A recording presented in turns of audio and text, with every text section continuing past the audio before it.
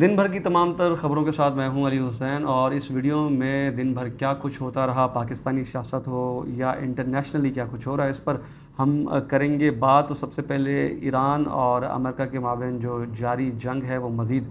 बढ़ती दिखाई दे रही है। चूँकि अमेरिका ने जब अटैक किया तो उस पर ईरान ने जवाबी मज़ीद हमले किए हैं। जहाँ जहाँ गल्फ़ कंट्रीज़ में अमेरिका के मफादात हैं या अमेरिका के बेसिस हैं जहाँ से वो हमले कर रहे हैं ईरान पर, तो ईरान भी जवाबी वार कर रहा है। तो यकीनन यही दिखाई दे रहा है कि कुछ टाइम में अब मज़ीद तेल की कीमतें भी बढ़ती हुई दिखाई दे रही हैं। वही सूरत हाल वापस दोबारा से आ रही है। अब ये सूरत हाल कहाँ जाके रुकती है,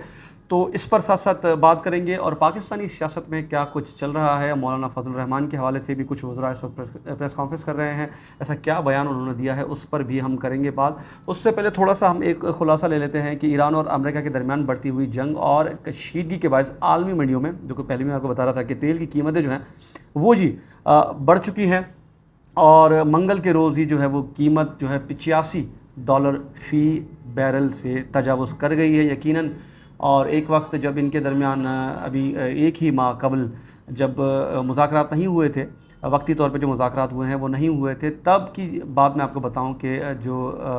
तेल की कीमत थी वो तकरीबन $106 फ़ी बैरल तक जा चुकी थी। अब चूँकि 85 है, और इसी तरह अगर ये हमलों का सिलसिला जो है वो हमलों का तबादला दोनों तरफ से जारी रहा, तो यकीनी तौर पर जो तेल की कीमतें हैं वो आलमी मार्केट में वो बढ़ेंगी। इसके साथ साथ अमेरिकी सेंट्रल कमांड ने भी ऐलान किया है कि उन्होंने 13 जुलाई को ईरान पर बड़े पैमाने पर हमले किए हैं, और उसी दौरान जो है वो ईरान ने जवाबी वार भी किया है। और इतलात के मुताबिक जो है वो मुत्तहदा अरब इमारात ने ये रिपोर्ट किया है कि ईरान ने खलीज फ़ारस में जो है वो